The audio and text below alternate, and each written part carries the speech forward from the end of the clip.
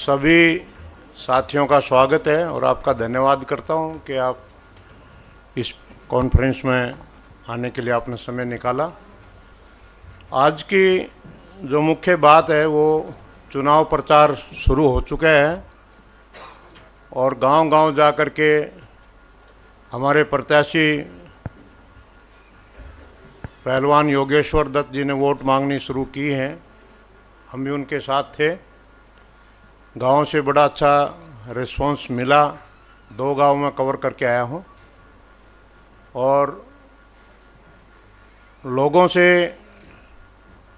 अप्रत्याशित सपोर्ट मिली और इसके बारे में दोनों पार्टियां मिलकर के, दोनों पार्टियों के नेता, दोनों पार्टियों के कार्यकर्ता मिलकर के इन गांव की सभाओं का आयोजन कर रहे हैं और आने वाले समय में पार्टी के दोनों पार्टियों के बड़े नेता भी इस अभियान में शामिल होंगे। कल डॉक्टर अजय सिंह चौटाला जी आए थे, आप सब लोगों ने उन्हें कवर भी किया था। उनका एक मुख्य संदेश आज हम अपने सभी कार्यकर्ताओं के बीच में लेकर के जा रहे हैं। उन्होंने कहा था कि ये मानना कि अजय सिंह चौटाला चुनाव लड़ रहा है, सभी कार्यकर्ता ये मान करके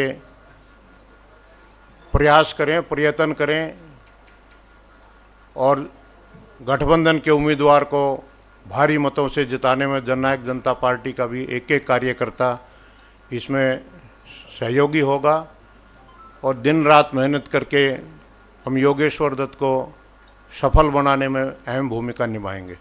कोई आपका सवाल हो तो देखिए। डॉक्टर साहब, पिछली बार आपका जो उम्मीदवार था उसको 32,000 मत मिले थे और बीजेपी को जो 38,000 मत मिले थे, तो क्या लगता है आपको इस बार जो है कितने मत जसपा जो है भारतीय जनता पार्टी को दिला पाएगी? ये तो आने वाला समय बताएगा, 3 तारीख को समय बताएगा। लेकिन चुनाव प्रचार दोनों पार्टियों ने बहुत मजबूती के साथ चुनाव प्रचार को उठाया है और मेरा मानना है पूरा हल्का कवर करके हम वोट का अंदाज़ा बता पाएंगे। जब तक पूरा हल्का कवर नहीं होता, रिस्पांस हर गांव में क्या मिलता है, तब जा कर के मुख्य आकलन होता है। बाकी उससे पहले तो अंदाजे ही मारे जाते हैं। मैं ये 2-3 गांव में मैं गया हूं, अच्छा रिस्पांस मिला है। जो मुझे उम्मीद थी उससे भी ज़्यादा रिस्पांस मिला है। डॉक्टर साहब, जो ये 3 कानून आए थे अध्यादेश, तो वो कानून बन चुके हैं, इस पर आपकी पार्टी की क्या राय है? हमारी पार्टी का एमएसपी जारी रहेगा और एमएसपी के ऊपर फसल खरीदी जा रही है इस समय भी और लगातार किसान को कोई भी दिक्कत नहीं आने दी जाएगी और किसान को सभी सुविधाओं से लैस करके इन सब बातों का समाधान, किसान के सामने और भी कोई समस्या आती है तो उन सभी समस्याओं का समाधान किया जाएगा। और कोई भी चीज़, कोई बिल आता है या कोई एक्ट बनता है, वो पत्थर की लकीर नहीं होता। देश का संविधान बना था, वो उस समय जब देश का संविधान बना, जब एक स्ट्रॉन्ग डॉक्यूमेंट उसको कहा गया कि इसमें सब कुछ है, उस डॉक्यूमेंट में भी 100 से ऊपर सुधार हो चुके हैं। समय समय के ऊपर आवश्यकता के अनुसार देश की जैसे जैसे कोई आवश्यकता पड़ी तो संविधान में भी सुधार हुए हैं। अगर किसान को कोई समस्या आती है और उसका समाधान हमारी नीतियों से अगर नहीं होता है, कोई और सुधार की जरूरत पड़ती है तो सुधार किए जा सकते हैं। आपके हिसाब से बदलाव होना चाहिए। अगर कोई समस्या आएगी तो उस पर विचार किया जाएगा। डॉक्टर साहब, जननायक जनता पार्टी का कोई भी विधायक ना छोड़ के गया है, ना कोई कार्यकर्ता छोड़ के गया है। जननायक जनता पार्टी की मैं सफाई दे सकता हूं, बीजेपी की मैं सफाई नहीं दे सकता। डॉक्टर साहब, भूपेंद्र हुड्डा की 10 साल की नौकरी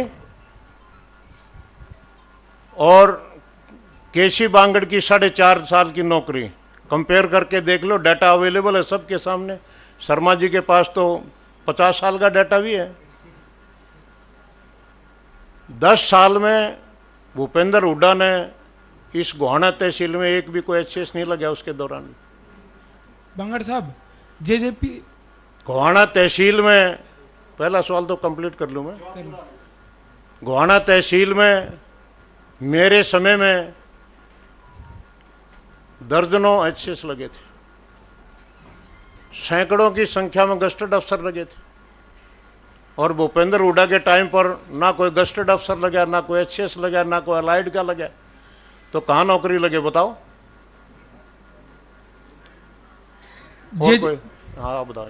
जेजेपी और बीजेपी गठबंधन से चुनाव लड़ रहे हैं, बड़ौदा उपचुनाव जी, लेकिन आपके पीछे जो फ्लैक्स है जेजेपी का निशान भी और जेजेपी पार्टी का रंग भी यहाँ से गायब ये है। जो इसके शिकायत बारे आप में कर रहे हो कहिए। ये मैंने भी की है, ये शायद जल्दी चेंज हो जाएगा। अभी 5 मिनट पहले करके आया हूँ शिकायत में भी।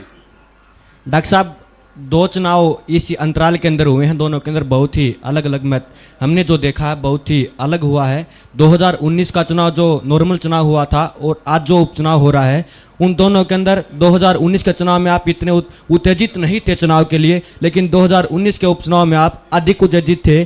क्या आप 2019 के चुनाव के अंदर इसलिए उत्तेजित नहीं थे? क्या जेजेपी पार्टी इतना बड़ा स्कोर कर पाएगी?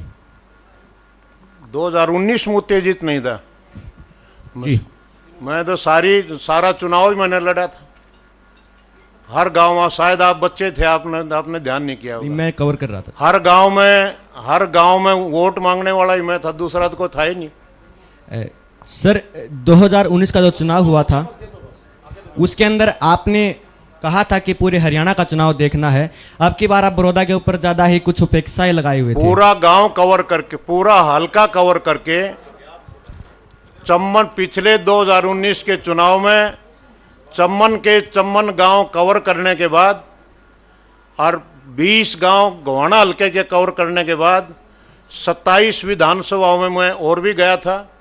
मैं पार्टी का स्टेट लेवल का पदाधिकारी हूं और पार्टी को खड़े करने में 3-4 हम उस समय लीडर थे और हमने सारा हरियाणा में वोट भी मांगनी थी, लेकिन बड़ौदा हल्के के चम्मन गांव में झोली फैला करके वोट केसी बांगड़ ने मांगे थे। डॉक्टर साहब, आप कह रहे हैं कि ये सर कि हुड्डा के टाइम पे नौकरियां कम लगे थे, अच्छे कम लगे हैं, और आपके टाइम पे ज़्यादा लगे हैं, कि उस टाइम के पे युवाओं में काबिलियत कम थी, आपके टाइम पे ज़्यादा थी, या सिस्टम में सुधार हुआ सर?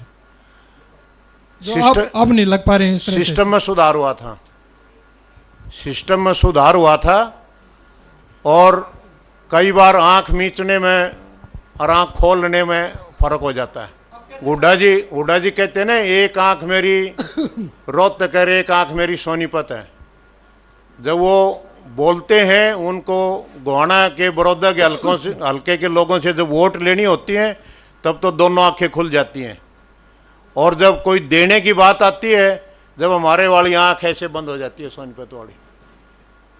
ये उन्होंने प्रूव करके दिखाया है।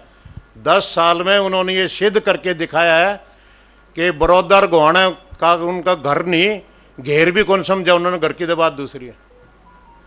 घर में घेर में फर्क समझते हो आप? भूपेंद्र हुड्डा ने गोहाने को और बड़ौदे को कभी घर की तो बात दूर, घेर भी नहीं समझा कभी। कृषि बिल पेश किया कैप्टन अमरिंदर सरकार ने, उसमें एमएसपी से कम कीमत पर फसल खरीदने वाले को 5 साल की जेल का। अमरिंदर सिंह जी ने तो पानी का भी बिल पास किया था। अगर हम कोई भी पानी कहीं पर भी नहीं देंगे, वो सुप्रीम कोर्ट ने और केंद्र की सरकार ने ध्वस्त कर दिया।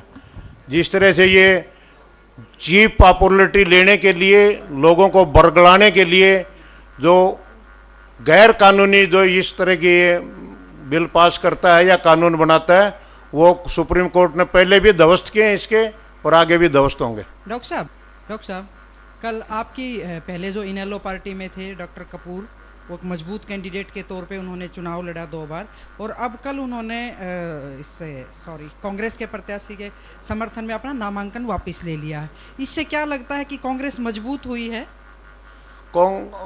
इनेलो में नहीं थे वो, इनेलो के बाद तो जेजेपी में आ गए, जेजेपी के बाद बीजेपी में आ गए, बीजेपी के बाद कांग्रेस में आ गए। हाँ सर। जहां 18 साल पहले उनके पिताजी थे वो वहीं पहुंच गए। 360 डिग्री, पूरा 360 डिग्री का एंगल घूम गया। तो जो आदमी 360 डिग्री घूम जाए उसका कोई अस्तित्व नहीं बचता। ठीक। बांगड़ जी, आपके जो नाराज विधायक हैं, जो इस तीनों अध्यादेशों से नाराज हैं, दादा गौतम की बात करूं, बबली जी की बात करूं, या फिर अभी जिन्होंने अपना पद जो है वो छोड़ दिया जब चेयरमैनशिप दी गई, क्या उनमें से कोई यहाँ पर प्रचार करने आएगा? हमारे 10 के 10 विधायकों का किसी का भी कोई बयान नहीं है कि कोई विधेयकों से नाराज है। दादा गौतम ने भी कभी बयान नहीं दिया कि वो विधेयकों से नाराज है। क्या वो यहाँ प्रचार के लिए आएंगे? 10 के 10 विधायक दुष्यंत चौटाला जी के साथ खड़े हैं।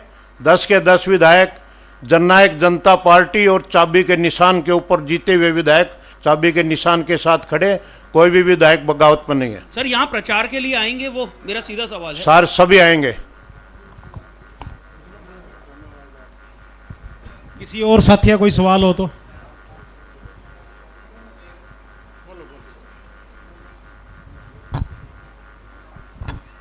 बांगड़ साहब, मैं एक वीडियो देख रहा था सोशल मीडिया पे, एक न्यूज़ पत्रकार की, उन्होंने किसानों के बारे में आपसे एक सवाल पूछा, तो आपने उनको ये कहा कि क्या प्रकार का सवाल मैंने है? उस पत्रकार को, मेरे सामने ही खड़े है, मैंने उसको कहा था, वो मेरे घर पर आए थे, मैंने कहा था कि कैंडिडेट आज डिसाइड होने हैं, आज या कल में। जब तक कैंडिडेट का फैसला नहीं होता मैं कोई इंटरव्यू नहीं देना चाहता। तो उन्होंने कहा चलो ठीक है, मैं इंटरव्यू नहीं लेता, लेकिन मैं एक सवाल पूछ लूँ। वो पूछो। उन्होंने एक सवाल पूछा, मैंने उसे एक सवाल का जवाब दे दिया। उन्होंने फिर दूसरा सवाल किया, मैं कहने लगा मैंने आपको पहले बताया था मैं इंटरव्यू नहीं देना चाहता। जैसे उन्होंने दूसरा सवाल किया मैंने माफ़ी मांग ली, अब मैं आपको इंटरव्यू नहीं देना चाहता। मेरी आवाज़ बता दो, मैंने उसमें कोई आवाज़, जिस साथी ने जो ये वीडियो रिलीज की है, मैं इसके बारे में बोलना नहीं चाहता, ये मेरी आवाज़ बता दो उसमें। ये उसकी खुद की आवाज़, मेरी आवाज़ नहीं है। मैंने उसके आते ही चाय पिला करके ये कहा था बेटा मैं आज इंटरव्यू नहीं देना चाहता, जब तक कैंडिडेट का फैसला नहीं होता मैं कोई भी इंटरव्यू नहीं देना चाहता। तो उसने कहा अंकल एक सवाल का जवाब दे दो बस। मैंने कहा एक सवाल का जवाब ले लो। उसने पहला सवाल पूछा, मैंने उसका जवाब दे दिया। फिर वो दूसरा सवाल पूछने लगा, मैंने हाथ जोड़ लिया, मैं माफ़ी मांगता हूँ, मैं इससे आगे नहीं बोलना चाहता। मेरी आवाज़ बता दो। मैंने उसको ये कहा हो भाई इस सवाल के ऊपर मेरी प्रतिक्रिया नेगेटिव है, उसके मेरी आवाज़ बता दो। चलिए आज यही है, मेरी आवाज़ बता दो। मैंने अगर कोई नेगेटिव बोला तो मैंने सिर्फ हाथ जोड़ करके उठ लिया कि मैं इंटरव्यू नहीं देना चाहता। आज की इस प्रेस कॉन्फ्रेंस का अंतिम सवाल। बांगड़ साहब, जो बड़ौदा हल्का है इसके अंदर 90% किसान है और कहीं ना कहीं आज भी किसान बीजेपी से ज़्यादा जेजेपी से नाराज हैं, तो आप क्या कहना चाहोगे? ये कांग्रेस पार्टी वालों का दुष्प्रचार है। अच्छा, मतलब आपका कहना है कि ये कांग्रेस पार्टी का दुष्प्रचार है। मैं अभी 2 गांव में आया, सैकड़ों किसानों ने मुझे माला डाली है। सैकड़ों किसानों ने मेरे को माला डाली है, मेरे पगड़ी बांधी है। और अब आपकी प्रेस कॉन्फ्रेंस के बाद तीसरे गांव में फिर जाऊंगा। भरपूर सहयोग किसानों का हमें मिल रहा है, लेकिन हर पार्टी के पास अपने अपने समर्थक होते हैं। किसान कांग्रेस के पास भी समर्थक हैं, हमारे पास भी हैं। तो उनके जो समर्थक लोग हैं वो अपना प्रचार करते हैं, हमारे वाले अपना प्रचार करते हैं। ये दुष्प्रचार है जो हमें डिफेम करने की बात करिए। हमारा वर्कर, हमारा कार्यकर्ता, हमारे साथ जुड़ा हुआ किसान, 36 बिरादरी का आदमी हमारे साथ जुड़ा है। चौधरी देवीलाल की नीतियों में विश्वास करने वाला वो व्यक्ति जो ये समझता है कि दुष्यंत चौटाला उनके अधिकारों के लिए जो न लड़ाई लड़ रहे हैं, वो हमारे साथ आज भी खड़ा है, पहले भी खड़ा था और आगे भी रहेगा। धन्यवाद।